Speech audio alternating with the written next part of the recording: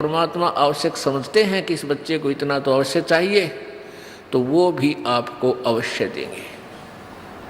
लेकिन आपको इतना नहीं देंगे, इतनी संपत्ति नहीं देंगे, इतना धन नहीं देंगे कि वो आपकी जान का शत्रु बन जाए। आपको कथा सुनाई थी कि एक नरसी नाम के एक मेहता सेठ थे। उसके पास इतनी संपत्ति थी कि राजा ने उसको हुंडी देने का अधिकार दे रखा था।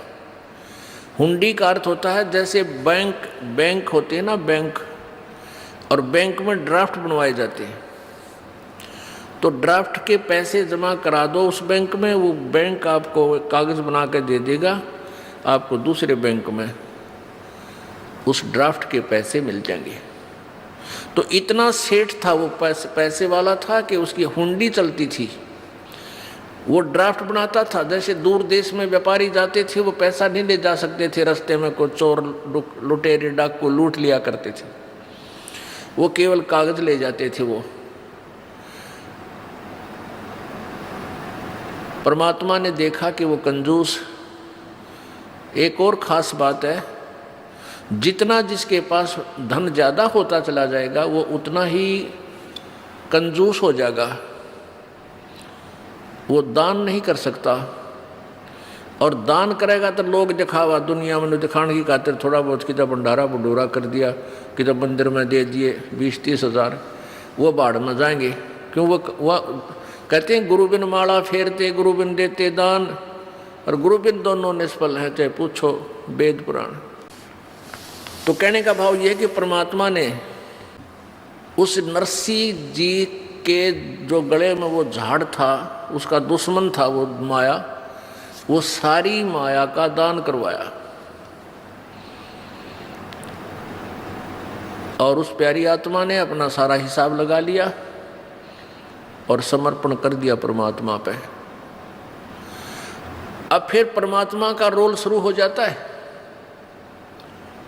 जब उसकी दोती का ब्याह हुआ, पुत्र था नहीं, एक पुत्री थी, उसकी शादी कर दी थी, और उसके बाद भी धन जोड़न की हवस उसके अंदर समाप्त नहीं हुई। तब परमात्मा ने उसकी वहाँ से वो कोड निकलवाया, वो माया खत्म करवाई परमात्मा ने। और पुण्यात्मा, हम अनजान हैं, हम केवल माया मांगने आते हैं भगवान से। पुण्यात्मा, आप केवल एक का चीज़ मांगो भगवान से कि साईं इतना दीजिए जिसमें कुटुंब समावे, हम भी भूखे ना रहे, अतिथि ना भूखा जावे। इसमें सारा कुछ आ गया। कुटुंब सुमान का मतलब है रिक्वायरमेंट ऑफ द फैमिली, परिवार की आवश्यकताएं पूर्ण हो, और कोई अतिथि आ जाए तो वो भूखा ना रहे हमारे दर पे, और हम भी भूखे ना सोएं। इस सब कुछ आ गया इसमें। हम अधिक मांगते हैं तो हम भक्त नहीं, हम कति नालायक आदमी हैं, हमारे छीट भी नहीं लगी है उस मालिक के ज्ञान की। तो धीरे धीरे ये ज्ञान हो जाएगा। तो धर्मदास, उस नरसी जी ने परमात्मा का आदेश मान कर और वो सारा कोड जो दुनिया को लूट लूट के और धन जोड़ रखा था, सारा भंडारे में ला दिया, धन उसका धर्म में लगा दिया। उसके बाद दोती का जब ब्याह हुआ, ये सर्वविदित है कि परमात्मा ने आके पैसों की वर्षा कर दी उस नगरी के अंदर,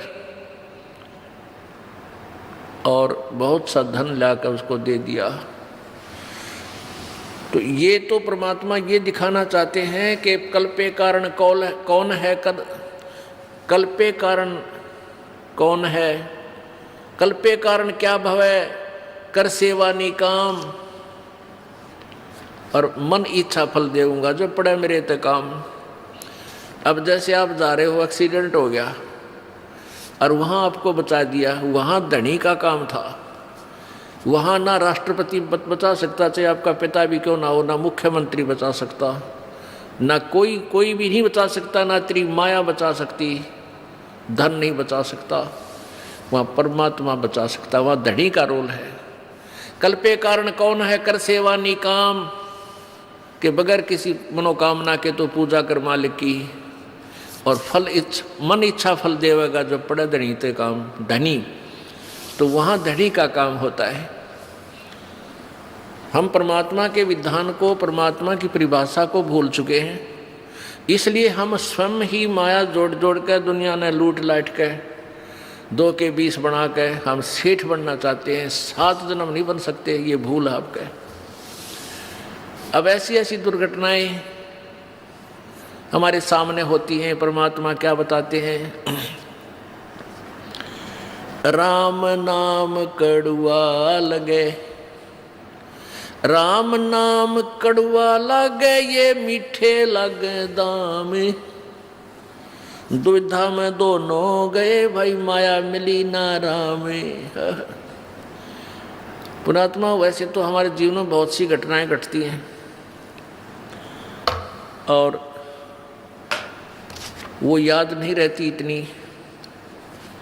जब हम सत्संग सुनते हैं, विचार सुनते हैं, परमात्मा का विधान पढ़ते हैं, फिर वो सारी हमारे सामने घूमने लग जाती हैं। एक समय ये दास पंजाब के अंदर दूसरे संडे को सत्संग करने जाता था। दूसरे रविवार को तलवंडी भाई एक कस्बा है छोटा सा, वहाँ हमारे पूज्य गुरुदेव जी अधिकतर रहते थे। उनकी सतलोक गवन के उपरांत यह दास कुछ दिन वहाँ सत्संग करने जाया करता दूसरे रविवार को। तो वहाँ एक बुढ़िया की मृत्यु होगी। उस बुढ़िया का शोक व्यक्त करने के लिए वो हमारे गुरुजी के जो सेवक थे, उनका कोई रिलेटिव वहाँ आया तलवंडी भाई कस्बा में। जैसे शुक्रवार को आया, शनिवार को वो जाने लगा शाम ने 2 बजे के बाद। तो उन्होंने समझाया कि आप आज रुक जाओ, सह परिवार था वो, कल सत्संग होगा और 10 बजे 9 बजे सत्संग शुरू होता है, 2 घंटे सत्संग होगा, 11 बजे फ्री हो जाओगे, फिर चले जाना, सत्संग सुनो। आपने सत्संग, वो कहता हमने सुन रखे हैं सत्संग, हम भी भक्ति करते हैं। तुम्हारे भक्तों ने कहा परमेश्वर कि तुमने सत्संग बहुत सुने होंगे, पर ये सत्संग भी सुनकर देखो एक बार। तो उसने क्या कहा कि वहाँ मेरी एक पार्टी आवेगी जिससे मैंने अनुबंध करना है, उसके साथ मेरा एक कंप्रोमाइज वो होना है, कॉन्ट्रैक्ट होना है, कोई सौदा करना है, और उसमें मुझे 5 लाख रुपए का बेनिफिट होगा। 5 तो कम से कम है। तो उस आने वाली पार्टी की तैयारी करवानी है वहाँ जाकर। यानी कब आएंगे कि कल रविवार को आएंगे वो 2 बजे 2-3 बजे शाम को। तो हमारे भक्तों ने उसके रिश्तेदारों ने, तलवंडी भाई वालों ने कहा कि 11 बजे फ्री हो जाओगे और यहाँ से 3 घंटे का रास्ता है चंडीगढ़ का, तुम पहुँच जाओगे, फिर कर लियो। कहने लगा नहीं आपको नहीं मालूम मेरे बिजनेस का, मेरे पास समय नहीं है, फिर देखूँगा। वो वहाँ से चल पड़ा, शाम को 4 बजे ही चला। तो अम्बाला के पास आकर के उसका एक्सीडेंट हो गया। मारुति कार में थे पूरा परिवार, 4 सदस्य, लड़का लड़की, वो दोनों पति पत्नी। एक बजरी का भरा हुआ ट्रक खड़ा था, उसका जैक ला रखा था, पिछले दोनों पहिए काट रखे थे और रात का अंधेरा सा हो गया था। उसने वो मारुति कार फुल स्पीड थे और उस ट्रक के नीचे जा घुसी और झटका लगने तो वो जैक हट गया। वो पूरा लोडी ट्रक बजरी का भरा हुआ उस कार पर पहले तो झटके इतनी स्पीड में ऊँए मर ले आदमी। फिर रही कई कसर, वो ऊपर पड़ गया, का तीनों का जाम कर दिए, चारों खत्म हो गए। अब उन्होंने फिर हम जब सत्संग करने गए, जब बताई वह दर्द भरी कथा, तब याद आती है, रह करे भगवान अब सिर पर धर ले, चाट ले उस 5 लाख रुपया के बेनिफिट ने, आग लाई से धन के आप भी ना रहे, और जय मालिक की शरण में ये कहे तो मान जाते, सुन जाते, हो सकता है उनकी वह बला टल जाती। राम नाम कड़वा लागे मीठे लागे दाम, और दुविधा में दोनों गया माया मिली ना राम। और आगे की होगा इनके संग में, फिर पीछे तू पसवा की जय दीजे गद्दा बैल बनाई, ये 56 भोग कहाँ मन बोरे कि तकुरडी चुरने जाई। अब तो मनुष्य शरीर है, जब चाहे खाना खा ले, लड्डू खावे, जलेबी खावे, सेब संतरे खा ला, और फिर भगवान की भक्ति ना करने से, देखो भक्ति तो और भी कर रहे हैं लेकिन वो शास्त्र विरुद्ध है, उसका भी यूज कति नहीं, कोई लाभ नहीं। सत भक्ति पूर्ण संत से लेकर भक्ति करने से ही लाभ होता है। तो आगे फिर जो कष्ट इनके ऊपर आएगा वो पहाड़ से भी दुख भारी होगा। किते कुत्ता बनेगा, किते गधा बने, किते सुअर बने। आप देखते हो किसी कुत्ते के खाज लगी है, किसी की दोनों टांग टूट रही है। एक बार ये दास अपने, पहले थोड़े भगत थे, घर घर जाते थे, रात को वहीं रुकते थे, वैसे समझाया करते थे। रोहतक के अंदर ये दास अपने भगत के यहाँ रुका हुआ था। सुबह वक्त से उठकर मैं सैर सपट्टे को निकल गया। उस शहर के अंदर ही खाली प्लाट पड़े थे, वहाँ सड़क सी बना रखी थी, कॉलोनी काट रखी थी। सड़क पर घूमने के लिए गया तो वहाँ मैंने निशान देखे, जैसे 2 निशान ऐसे रेत के अंदर सड़क के साथ साथ निशान से पड़ते जा रहे थे कंटिन्यूसली। तो मैंने पहले मेरे ध्यान में आया, सोचा कि भाई ये क्या, किस चीज़ के निशान हो सकते हैं। ये सोचता सोचता चल भी रहा था, उधर देख भी रहा था। आगे थोड़ी देर चलते क्या देखा कि एक कुत्ता जिसकी ढूढ़ी डगरी यानी पिछला हिस्से को पैरालाइसिस हो रहा, बैक साइड को, और अगले अगले पैरों से चल रहा है और पीछे वाले पैरों को ऐसे घिसराता हुआ घिसरते चल रहे हैं। और मुझे निकट देखकर रोने लग गया, चिल्लाने लग गया, चा चा। वो किसी ने लठ मार दिया उसके, और लठ मारने से उसकी सांकड़ी निकल गई पिछली, वो हड्डियाँ टूट गई।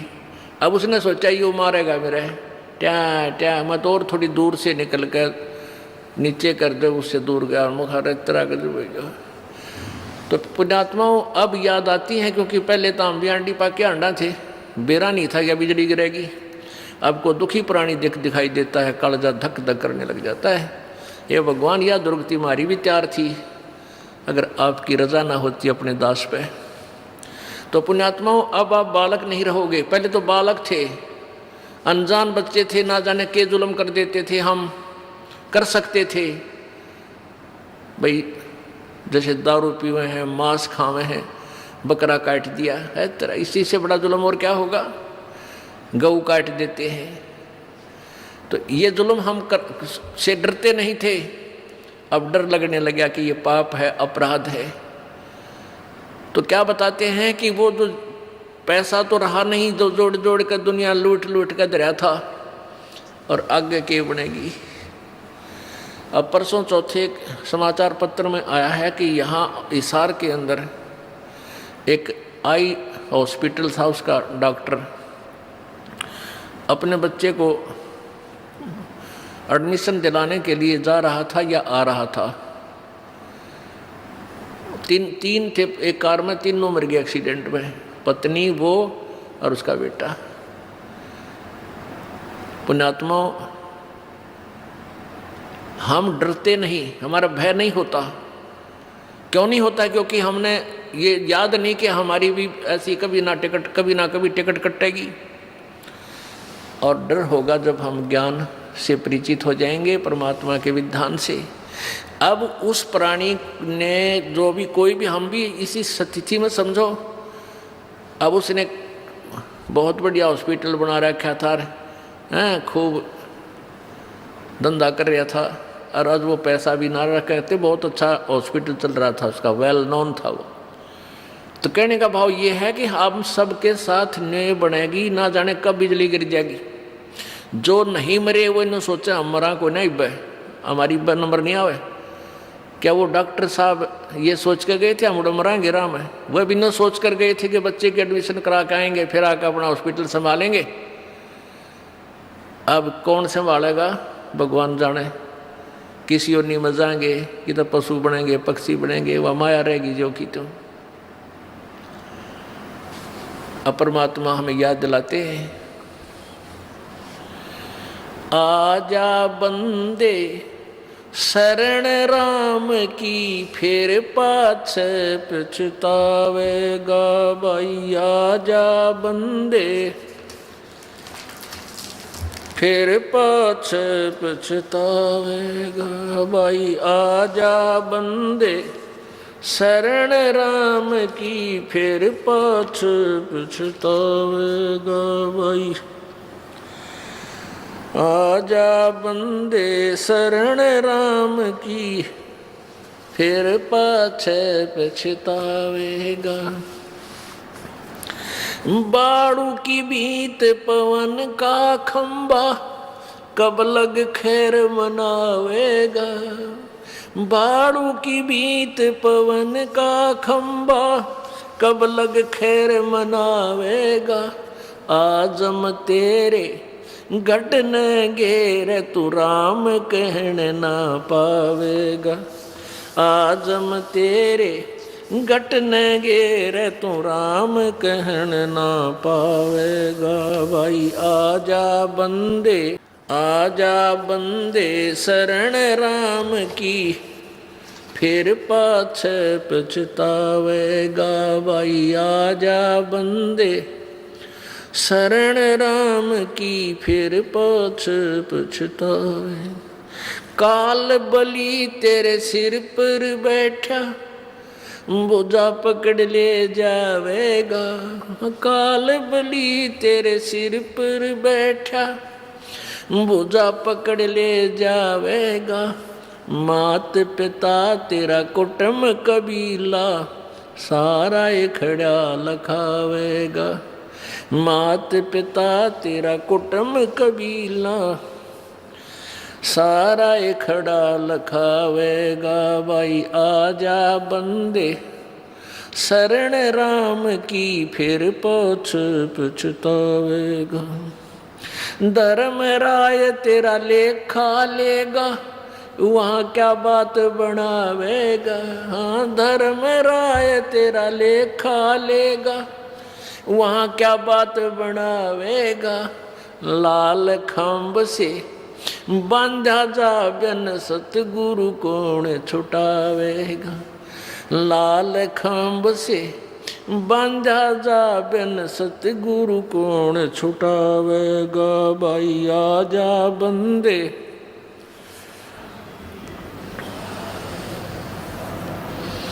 हाँ भाई आजा बंदे शरण राम की फिर पाछे पछतावेगा। दिया लिया तेरे संग चलेगा ये दरिया ढक्या रह जावेगा। दिया लिया तेरे संग चलेगा दरिया ढक्या रह जावेगा। कह कबीर सुनो भाई साधो करनी के फल पावेगा। कह कबीर सुनो भाई साधो करनी के फल पावेगा भाई। आजा बंदे शरण राम की फिर पाछे पछतावेगा भाई। आजा बंदे शरण राम की फिर पाछे पछतावेगा।